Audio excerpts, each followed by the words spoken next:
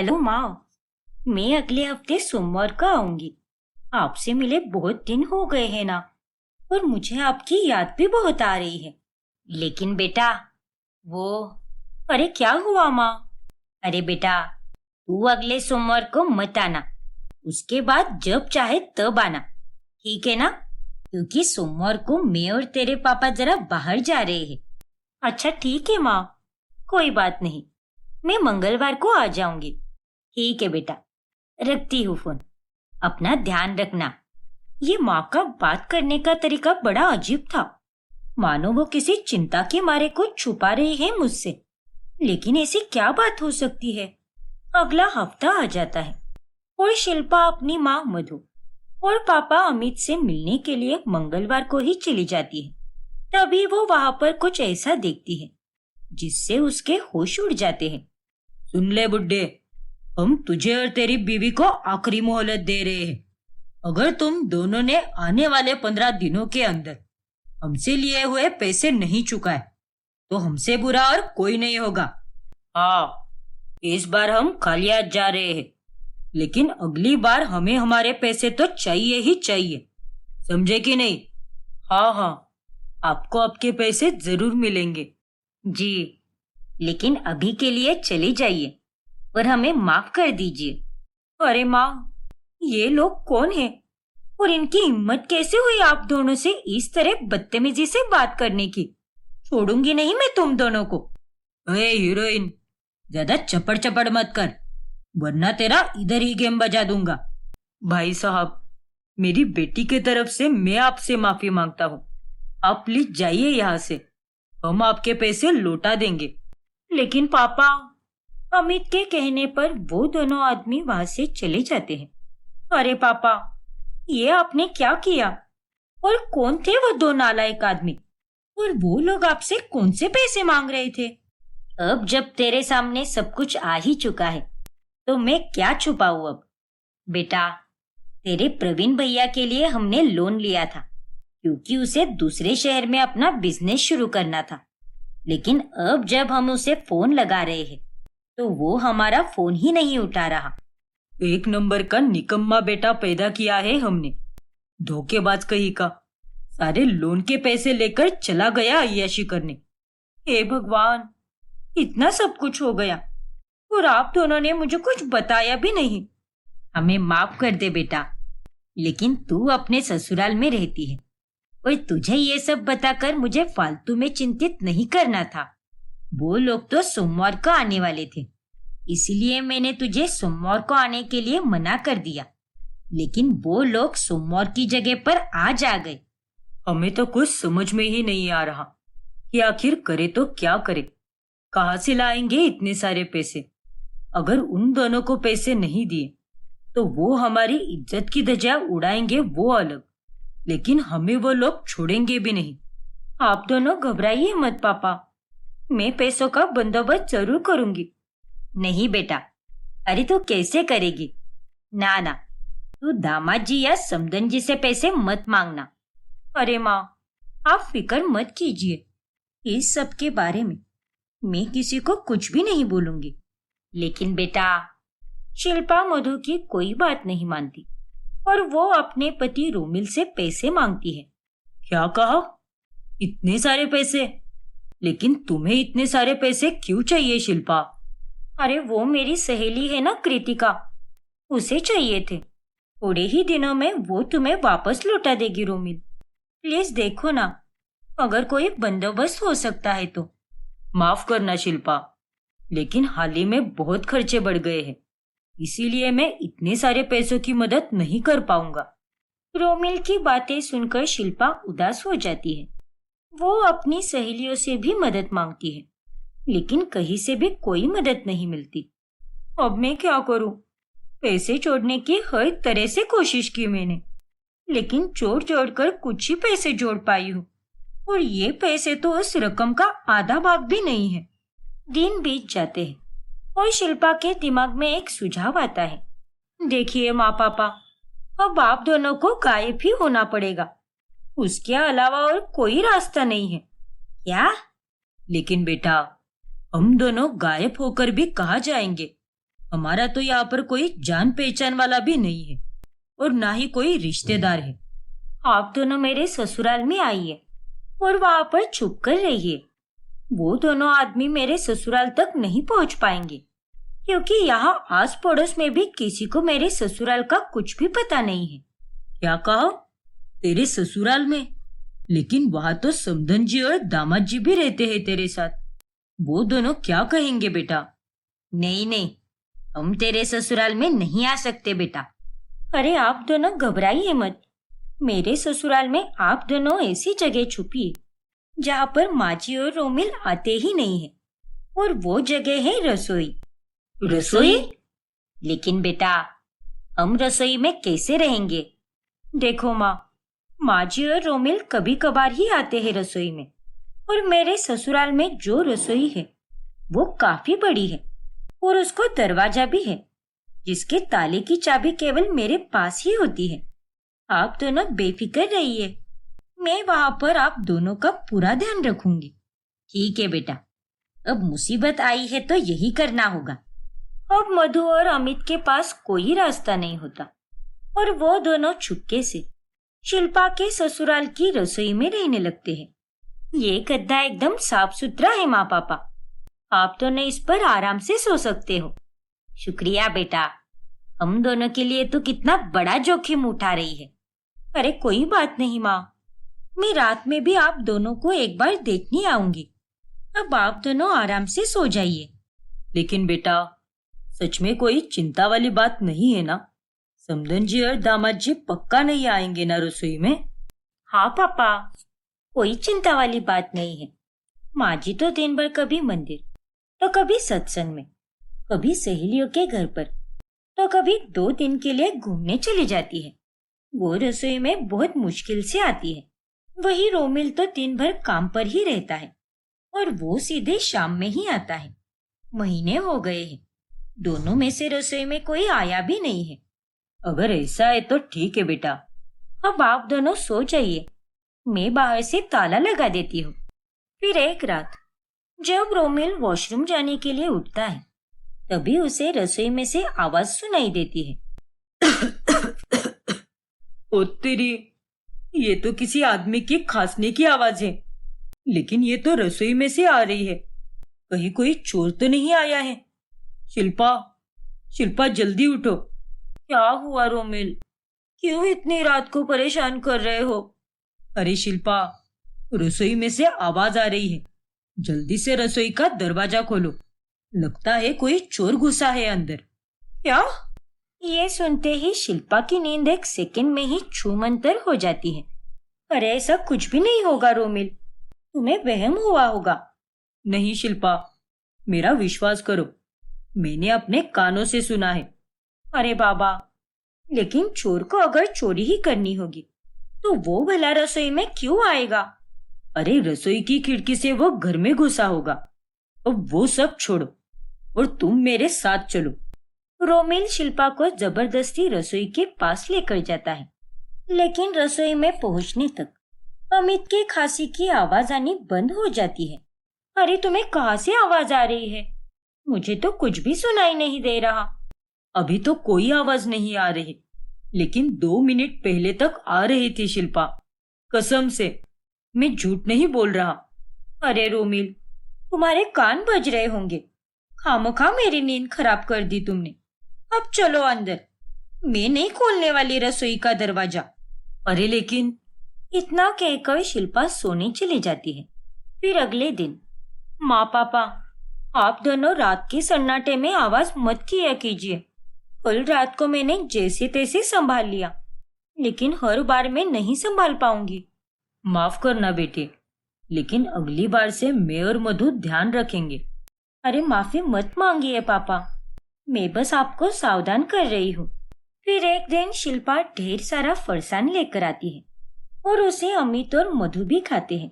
लेकिन जब शिल्पा की सास नीला देखती है कि फरसान एक दिन में ही इतना सारा खत्म हो चुका है, तब वो हैरान हो जाती है। अरे एक दिन में ही तूने इतना सारा फरसान कैसे खा लिया बहू? मुझे तो कुछ समझ में ही नहीं आ रहा। वो क्या है ना माँ जी, मूवी देखते देखते फरसान कब खत्म हो गया पता ही नहीं चला। बड़ी अजीब बात है। खैर, मुझे 2 दिन बाद अपनी सहेलियों के साथ 1 हफ्ते के लिए वृंदावन जाना है, तो तू मेरी पैकिंग में मदद कर देना। और हाँ, वो धोबी वाले से मेरी सारी नई साड़ियाँ भी लेकर आना और उसे अभी बता कर रख दे। ठीक है माँ जी। चलो अच्छा है, माँ जी 1 हफ्ते के लिए बाहर जा रही है। उतने दिन ही माँ और पापा घर में सुकून से रह पाएंगे। फिर नीला वृंदावन चली जाती है। तभी मधु और अमित दोनों दिन भर घर में कहीं भी घूम फिर पाते हैं।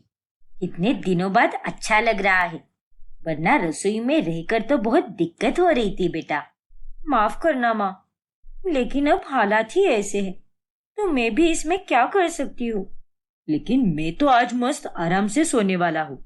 हाँ पापा, मैंने बिस्तर भी ठीक कर दिया है, आप जाकर आराम कीजिए।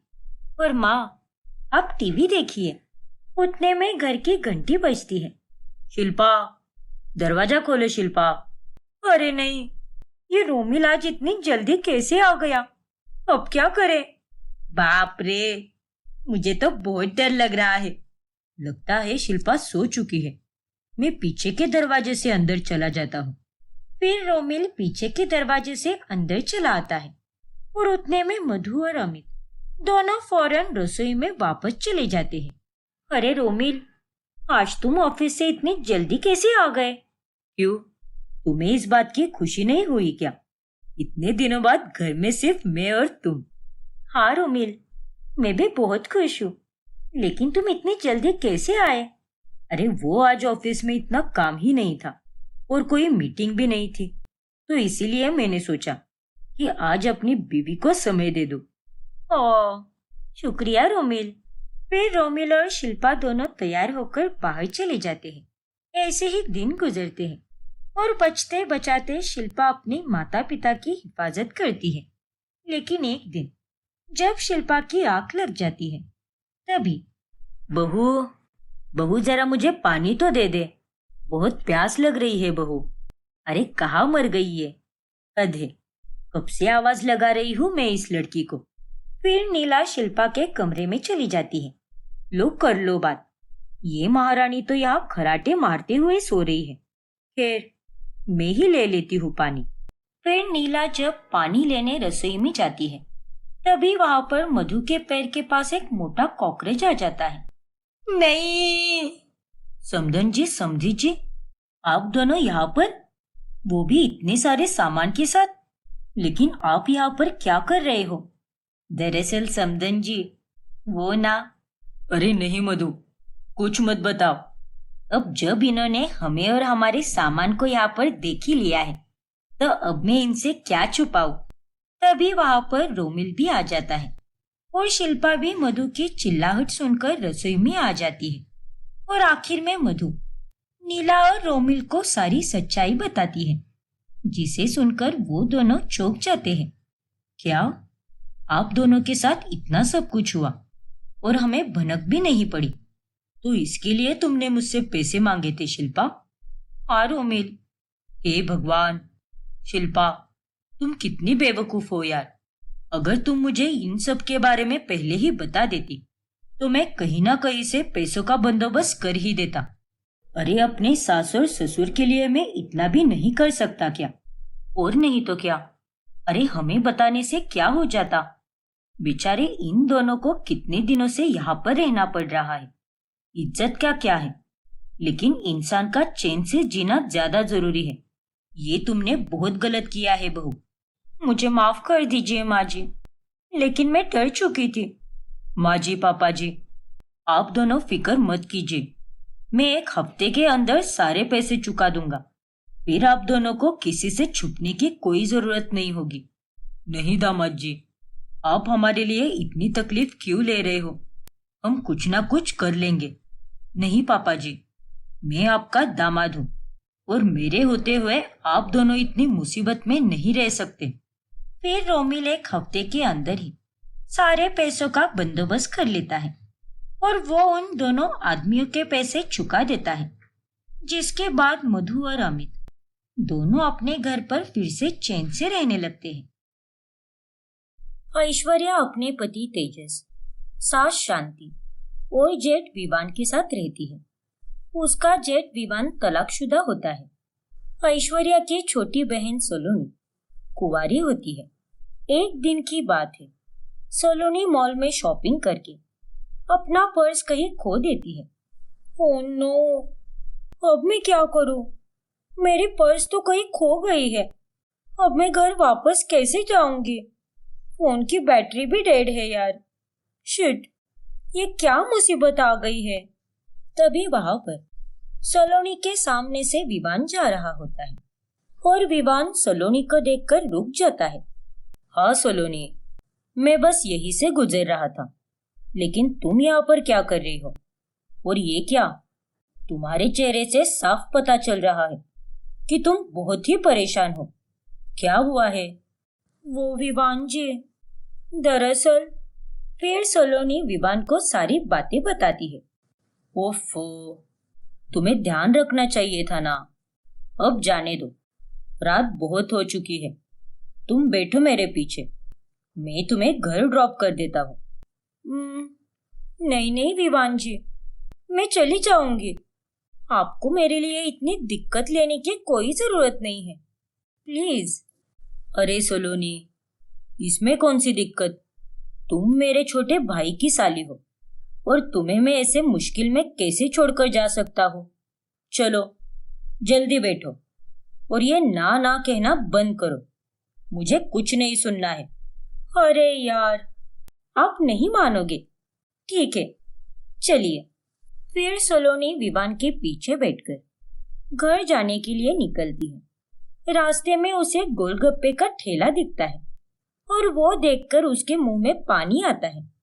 तभी वो दोनों रुककर गोलगप्पे खाते हैं और दोनों के बीच में काफी सारी बातें भी होती है। दोनों एक दूसरे का नंबर एक्सचेंज करके अब फोन कॉल और मैसेज पर भी ढेर सारी बातें करते हैं। सलोनी, तुमसे बात करके मुझे बहुत ही अच्छा लगता है। दिन भर की थकान मिट जाती है मेरी। हाँ विवान जी, सेम हियर। मुझे भी तुम्हारे साथ बातें करना और वक्त बिताना बहुत ही अच्छा लगता है। अरे सलोनी, मुझे विवान जी मत बोला करो यार, काफी पराया महसूस होता है। विवान कहो मुझे बहुत सुकून महसूस होगा। अच्छा बाबा, ठीक है। विवान, खुश? बहुत ज्यादा खुश। अब विवान और सलोनी के बीच में नजदीकियां बढ़ जाती है। फिर सलोनी ये सारी बातें अपनी सहेली पूजा को बताती है। मैं तो बहुत ही खुश हूँ यार पूजा, वो बहुत अमीर है और साथ ही तलाकशुदा भी, तो मेरा रास्ता तो एकदम साफ है। मैं तो अब उसे ही अपना बकरा बनाऊंगी। लेकिन सलोनी, तू अपनी ही बहन के जेठ के साथ ऐसा रिश्ता कैसे बना सकती है? ये सही नहीं होगा। ऊपर से वो डिवोर्सी भी है।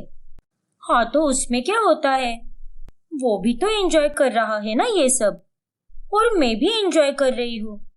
हम दोनों का भी रिश्ता एक एंजॉयमेंट तक ही सीमित है। डोंट वरी पूजा, तुम चिल करो। अब इसी के साथ सलोनी अपनी बहन के ससुराल में अक्सर किसी न किसी बहाने से जाने लगती है। एक दिन, अरे सलोनी, आज तू फिर आ गई? फिर से उसी दिन की तरह आज भी तुझे कुछ यहाँ के एरिया से कोई खरीदी करनी थी क्या? अरे नहीं शांति आंटी, आज माँ और पापा दोनों बाहर गए हैं ना, इसीलिए दिन भर बोर होने से अच्छा मैंने ये सोचा कि यहीं पर चली आओ और इसी बहाने ऐश्वर्या दीदी के साथ थोड़ा टाइम भी स्पेंड कर लूंगी। अरे सलोनी, तुम खड़ी क्यों हो? बैठो ना। हाँ विवान। फिर सलोनी विवान के पास बैठ जाती है और सलोनी को देखकर विवान के चेहरे पर एक मुस्कुराहट आती है। उन दोनों की ये नजदीकियां देखकर शांति एक अजीब ही शक्ल बनाती है। फिर सलोनी के जाने के बाद, अरे ओ ऐश्वर्या बहू, तेरी बहन का यह क्या नाटक चल रहा है? आए दिन वो यहाँ पर ही आती रहती है, और वो भी ठीक उसी वक्त जब घर में विवाह होता है। माँ जी, अब ये इत्तेफाक हो सकता है ना? सलोनी यहाँ पर बस मुझसे मिलने आती है उसे घर में मेरी याद आती होगी ना, इसीलिए। अरे तो पहले क्यों नहीं आती थी याद? पिछले कुछ दिनों से उसे तेरी कुछ ज्यादा ही याद आ रही है। उसका इस घर में आना जाना काफी बढ़ गया है। मुझे तो दाल में कुछ काला लग रहा है। माँ जी, आप ना कुछ ज्यादा ही दिमाग चला रही हो। ऐसा कुछ भी नहीं है। आप बेफिजूल में चिंता कर रही हो। ऐसे ही दिन गुजरते जाते हैं और विवान और सलोनी का मिलना जुलना भी वक्त के साथ साथ काफी ज्यादा बढ़ जाता है। विवान सलोनी को महंगे महंगे तोहफे देता है और उसे बहुत सी जगहों पर घुमाने भी लेकर जाता है। ओ माय गॉड, ये तो ब्रांडेड परफ्यूम परफ्यूम है। Thank you so much Vivaan, मुझे तो ये बहुत पसंद आए। तुम मेरी खुशी का कितना ख्याल रखते हो। अरे सलोनी, अब मेरे लिए तो तुम मेरी खुशी हो, तो तुम्हारे लिए तो मुझे ये सब करना ही पड़ेगा ना। I know baby. Yes sweetheart. एक दिन सलोनी अपनी सहेलियों का नाम लेकर विवान के साथ घूमने जाती है और रात होने पर जब वो उसे उसके घर के बाहर ड्रॉप करता है, तभी सलोनी की माँ गीतिका विवान और सलोनी को साथ में देख लेती है और सलोनी के घर आने पर उसकी माँ उस पर खूब चिल्लाती है। क्यों रे नालायक लड़की, तुझे क्या लगा माँ सो गई होगी इसीलिए किसी को कुछ भी पता नहीं चलेगा? अरे नहीं माँ, वो तो। अब मुझे कोई बहाना मत दे। मैंने तुझे और विवान को साथ में देख लिया है। अरे अपनी बहन के जेठ के साथ कहाँ घूम रही थी तू इतनी रात को? आखिर क्या माजरा है? और तुझे ये सब करते हुए शर्म नहीं आती क्या? क्यों हमारी नाक कटवाने पर तुली है तू? हाँ? अरे माँ, आप तो कुछ ज्यादा ही सोच रही हो। मैं तो अपनी सहेलियों के साथ ही थी, लेकिन आते समय मुझे कोई कैब ही नहीं मिल रही थी और तभी रास्ते में दीदी के जेठ दिख गए और इसीलिए उन्होंने मुझे ड्रॉप किया। अरे मैं तो उनसे ठीक से बात भी नहीं करती। रिश्तेदार के नाते उन्होंने मुझे घर पर ड्रॉप किया है माँ, और कोई बात नहीं है। भगवान करे यही सच हो।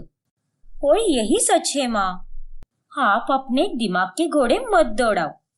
फिर भी सलोनी, आइंदा से तो उस विवान के साथ ज्यादा बातचीत बिल्कुल नहीं करेगी, और अगर कहीं मिला तो तू दूर से ही चली जाएगी, क्योंकि वो पहले से ही तलाकशुदा है और वो तेरी बहन का जेठ है।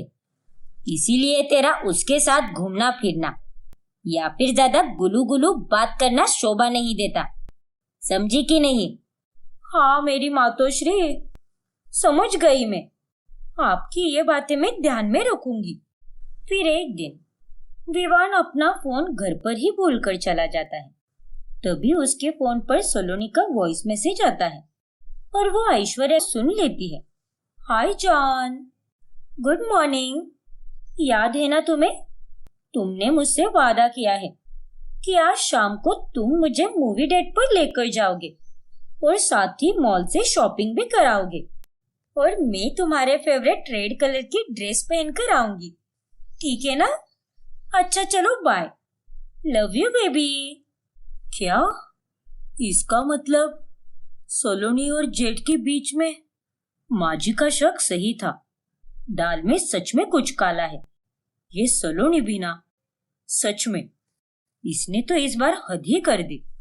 फिर ऐश्वर्या सलोनी को एक पार्क में बुलाती है और वो वहां पर उसे खूब डांटती है। लेकिन दीदी। चुप रहे सलोनी, अब तू मुझे कोई सफाई नहीं देगी, क्योंकि तेरा और जेठ जी के रिश्ते का सच मुझे पता चल चुका है। अरे तुझे जरा सी भी शर्म नहीं आई क्या? वो तुझसे 15 साल बड़े हैं, ऊपर से तलाकशुदा है। अरे तू इतनी यंग है, टैलेंटेड है, तुझे तो कोई भी मिल जाएगा। फिर तू अपनी लाइफ यहाँ पर बर्बाद क्यों कर रही है? अरे दीदी, आप ये सब क्या बोल रही हो? चिल करो यार। मैं विवान के साथ घर नहीं बसाने वाली। मैं और वो, हम दोनों तो बस एक दूसरे के साथ टाइम पास कर रहे हैं। ना मेरी तरफ से कोई सीरियस फीलिंग है और ना ही विवान की तरफ से। हम बस अपने रिलेशनशिप को एंजॉय कर रहे हैं और कोई सीरियस बात नहीं है। अरे पागल लड़की, ये सब करने के लिए तुझे मेरा ही जेट मिला था क्या? और तुझे क्या पता, अगर उन्हें तुझसे सच में प्यार हो गया तो तब क्या करेगी तू? देखिए दीदी, ऐसा कभी नहीं होने वाला और ये बात मैं अच्छी तरह से जानती हूँ।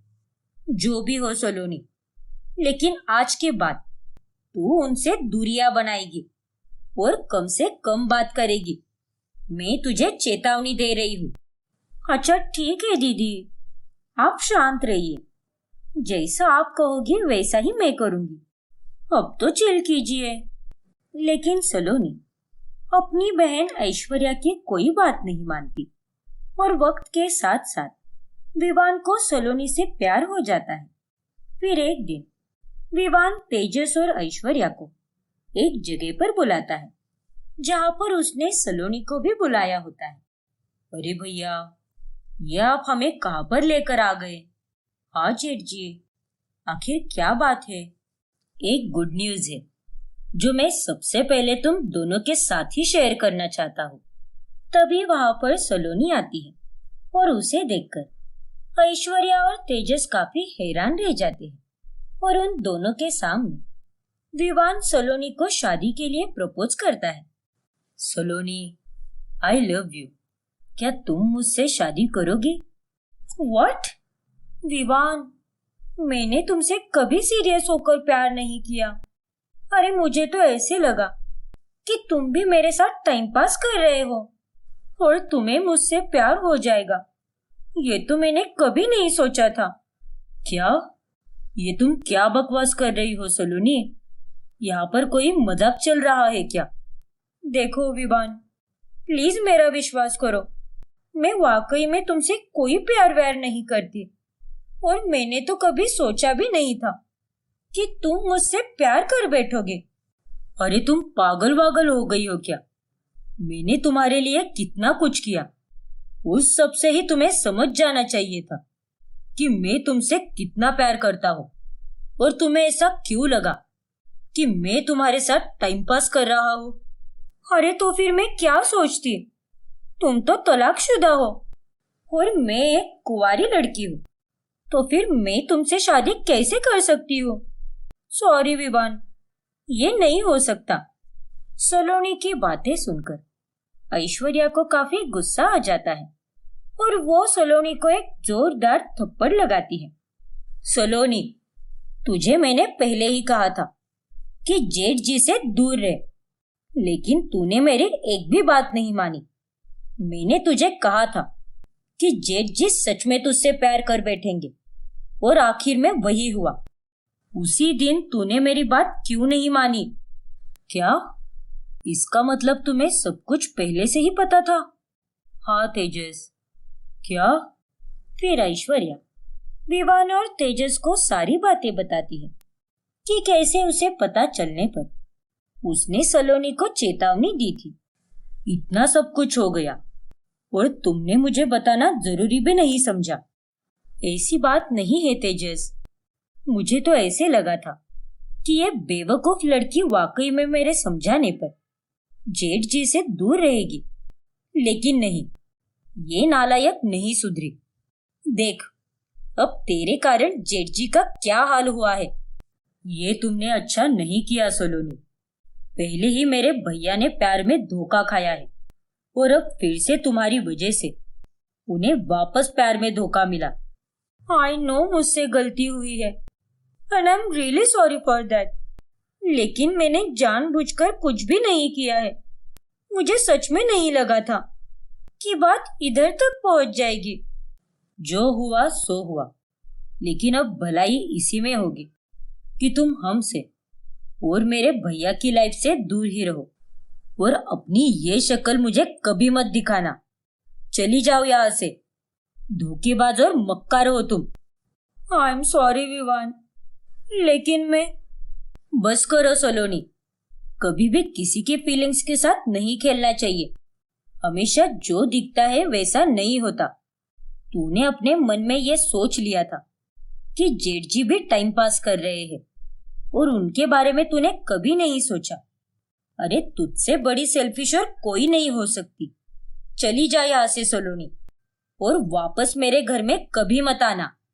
कोई भी सलोनी को माफ नहीं करता, और उसकी इस बेवकूफी की वजह से उसका अपनी बहन के साथ भी रिश्ता खट्टा हो जाता है।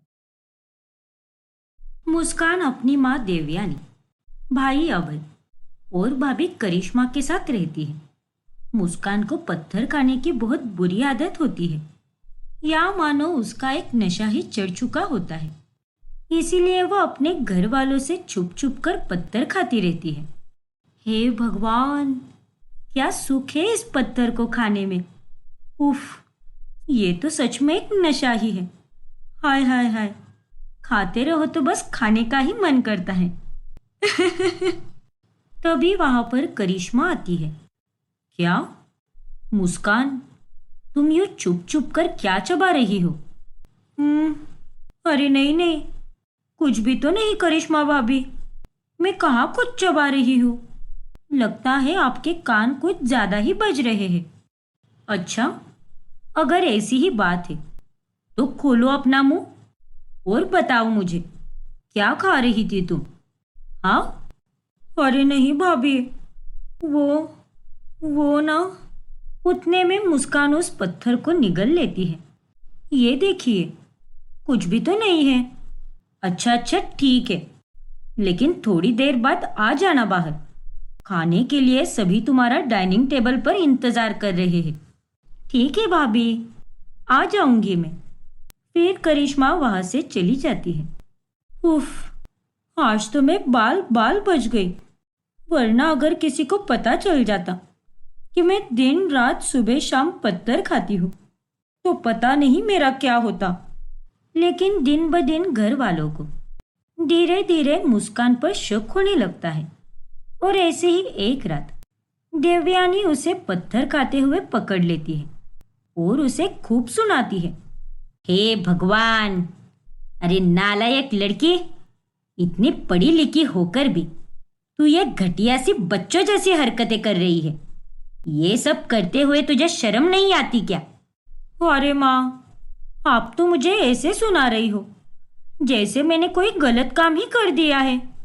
अरे मुझे इन पत्थरों को खाना बहुत पसंद है, इसीलिए मैं इन्हें खा रही हूँ। अब आप मेरा खून मत चूसो और चली जाओ यहाँ से। निर्लज्ज लड़की, ये सब कहते हुए तुझे शर्म नहीं आती क्या? अगर आइंदा से तू मुझे इन्हें खाते हुए दिखी तो मुझसे बुरा और कोई नहीं होगा, समझी कि नहीं? फिर देवयानी अगले दिन सबको मुस्कान के पत्थर खाने के बारे में बता देती है, और वो जानने के बाद में करिश्मा और अभय भी मुस्कान को डांट लगाते हैं। लेकिन निर्लज्ज मुस्कान किसी की एक बात नहीं सुनती। उस पर किसी का भी डांट का कोई फर्क नहीं पड़ता, और अब तो वो निर्लज्ज की तरह सबके सामने सरे आम पत्थर खाती रहती है। ये क्या है मुस्कान, इतना समझाने के बावजूद भी तुम इन पत्थरों को फिर से खा रही हो? अरे तुमने तो इसे अपना खाना ही बना लिया है मुस्कान। तुम्हें सच में कोई लाज शर्म नहीं है। अगर थोड़ी सी भी होती तो तुम इन पत्थरों को खाना छोड़ चुकी होती। अरे क्या आप दोनों बात का बतंगड़ बना रहे हो? देखिए भैया भाभी, ये पत्थर नहीं है, ये मेरी सुकून की दवा है। मेरा चकना, मेरा स्टार्टर है। इसके बाद ही मेरे पेट में खाना जा सकता है। हे भगवान, ये क्या दिन देखने पड़ रहे हैं मुझे। इससे पहले कि ये लड़की मुझे हार्ट अटैक दिला दे, उठा ले मुझे तू। मुस्कान की पत्थर खाने की गंदी आदत कम होने की जगह अब दिन ब दिन बढ़ने ही लगती है। फिर एक दिन जब घर में देवयानी की सहेली रत्ना अपनी बेटी संजना के साथ आती है, तभी संजना अपना नाश्ता लेकर मुस्कान के कमरे में आती है और उसके साथ गप्पे मारने लगती है। और मुस्कान, कैसी चल रही है तेरी कॉलेज की पढ़ाई? बस एकदम बढ़िया संजना। लेकिन संजना, तू ये सब क्या खा रही है? अरे ये स्नैक्स तो मुझे देवयानी आंटी ने दिए हैं। ये खाकरा तो सच में बहुत मस्त बना है। तेरी भाभी तो बहुत ही अच्छा खाना बनाती है। हाँ हाँ, ये तो तूने बिल्कुल सही कहा। मेरी भाभी एकदम बढ़िया खाना बनाती है। लेकिन मुझे इन खाने में इतना इंटरेस्ट नहीं है संजना, क्योंकि मेरा फेवरेट आइटम तो ये है, मेरा दगड़ू। क्या? अरे लेकिन मुस्कान, ये तो एक पत्थर है ना? हाँ, ये एक पत्थर ही है, लेकिन बहुत टेस्टी है। इसके सामने तो सारे अच्छे अच्छे फूड आइटम फेल हो जाते हैं। तू एक बार इसे खाकर तो देख। लेकिन इसके क्या टेस्ट होगी? और अगर मेरे दांत टूट गए तो? ये तो दिखने में भी कितना अजीब लग रहा है। देख संजना, दिखने में तुझे जितना अजीब लग रहा है उतना ये बिल्कुल भी नहीं है। अरे एक बार चक्कर तो देख। और इसमें तो ढेर सारा कैल्शियम होता है। दूध पीने से, दवाइयाँ खाने से या फिर डॉक्टर के पास जाने से अच्छा तो यही है ना कि कम खर्चे में ये पत्थर खाओ। क्या बोल रही है तू? सच में? अगर ऐसा है ना तो मैं भी इसे टेस्ट करूंगी, क्योंकि मुझ में कैल्शियम की बड़ी कमी है। डॉक्टर ने मुझे इसके लिए टैबलेट्स भी दी है। अरे उन टैबलेट्स को मार गोली। और ये ले, इसे खा। फिर संजना उस पत्थर को खाती है। अरे वाह, ये तो वाकई में टेस्टी है और करारा भी। इसे खाकर तो मजा ही आ गया। है ना? इसीलिए मैंने तुझे कहा था। देख, अगर तुझे चाहिए तो तू ये मेरा वाला पत्थर ले जा सकती है। अरे मुस्कान बिटिया, संजना बिटिया, जरा यहाँ तो आओ। आई माँ। फिर संजना और मुस्कान दोनों बाहर चली जाती है। और जब रत्ना संजना को पत्थर खाते हुए देख लेती है तभी वह बहुत गुस्सा हो जाती है।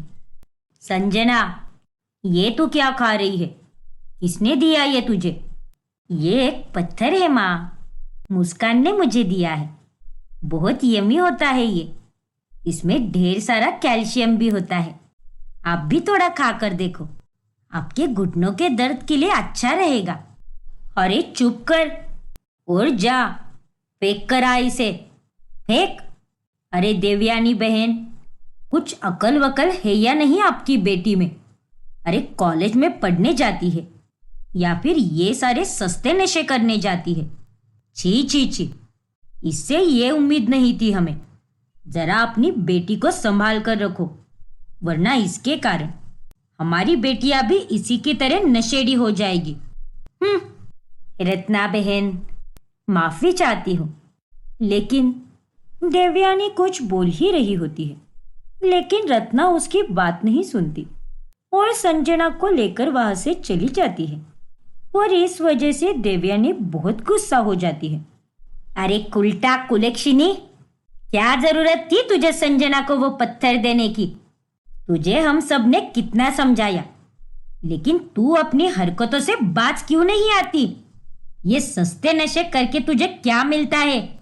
इसे खाकर कोई फायदा नहीं होने वाला, बल्कि तेरी तबीयत पर ही असर होने वाला है। नहीं माँ, ऐसी कोई बात नहीं है। इसे खाने के बहुत फायदे हैं। इसमें कैल्शियम होता है। और वैसे भी मैं थोड़ी ना कोई सिगरेट पीती हूँ या फिर दारू या गांजा का नशा करती हूँ। इतना संस्कारी और सस्ता नशा करने के बाद भी आप लोग मुझे इतने जहरीले ताने क्यों दे रहे हो? मुस्कान, अपनी ये बकवास बंद कर और इस पत्थर का सेवन करना बंद कर दे। तुम्हें ये सब शोभा नहीं देता है। इसे खाने से तुम्हें बहुत गंभीर बीमारियां हो सकती है। और नहीं तो क्या, रत्ना आंटी के सामने बेइज्जती तो हो गई। अब वो दिन भी दूर नहीं जब पूरे मोहल्ले के सामने बेइज्जती होगी हमारी। अरे इसमें कौन सी बेइज्जती हो गई आपकी? और अगर आपको ऐसा ही लगता है तो होने दो। मैं कोई बेवड़ी थोड़ी ना हूं या नशेड़ी हूं। ये पत्थर मेरे जीने की जड़ी बूटी है और इसे खाने से मेरा स्ट्रेस भी कम हो जाता है। इसीलिए आप लोग चाहे कुछ भी कीजिए, मैं इसे खाना बिल्कुल भी बंद नहीं करूंगी।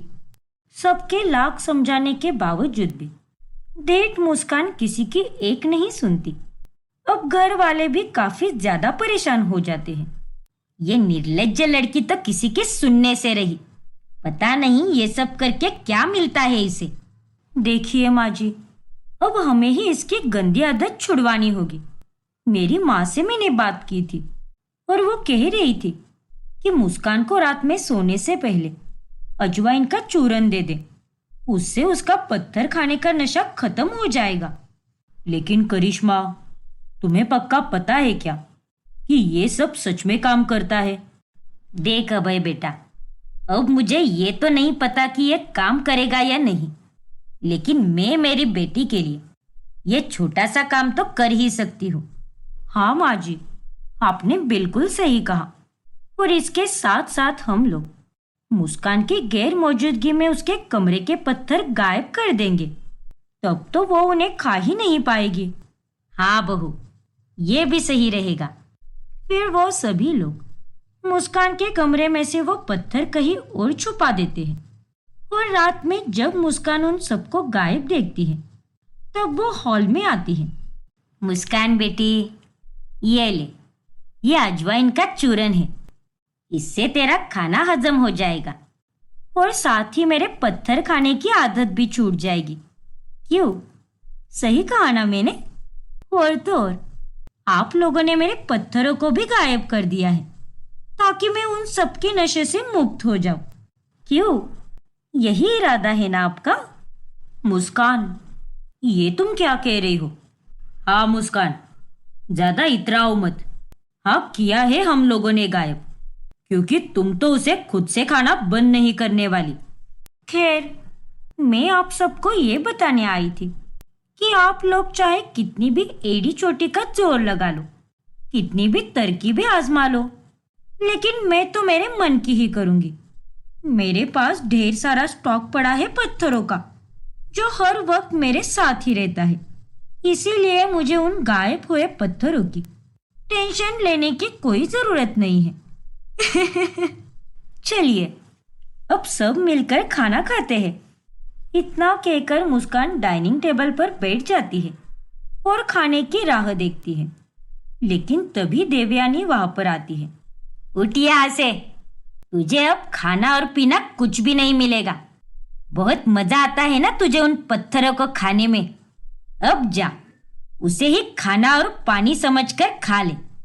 आज के बाद तुझे इस घर में ना तो अन्न का निवाला मिलेगा और ना ही पानी की एक बूंद। क्या? चल दफा हो जा अब और अपने कमरे में जाकर पत्थर खाती बैठ। मुस्कान को उस दिन कोई खाना नहीं मिलता और थोड़े दिनों बाद पत्थर का ज्यादा सेवन करने के कारण मुस्कान के पेट में बहुत दर्द होने लगता है और उस दर्द के कारण उसे हॉस्पिटल में ले जाना पड़ता है। मुस्कान को किडनी स्टोन हो गया है। क्या? ये सब उस पत्थर को खाने के कारण ही हुआ है। मैं कुछ दवाइयाँ लिख कर देता हूँ, अगर उससे कोई फर्क पड़ा तो वेल एंड गुड, वरना हमें मुस्कान का ऑपरेशन करना होगा। ऑपरेशन की बात सुनकर मुस्कान और बाकी घर वाले बहुत डर जाते हैं। देवयानी तो बहुत गुस्सा भी हो जाती है। देखा तूने, देखा अपनी बेवकूफी का नतीजा। बार बार मना कर रहे थे, लेकिन ये बेवकूफ लड़की ने किसी की नहीं सुनी, बस अपनी मन की ही करती रही। अब देख क्या होने वाला है। तुझमें तो जरा सी भी अक्ल नहीं है। अरे हम लोग क्या पागल थे क्या, जो तुझे इतना समझा रहे थे? मुझे माफ कर दो माँ। भैया भाभी, प्लीज मुझे माफ कर दो। आप सबने मुझे कितना रोका, कितना समझाया, लेकिन फिर भी मैं अपनी मनमानी करती गई और पत्थर को खाने का नशा करती रही।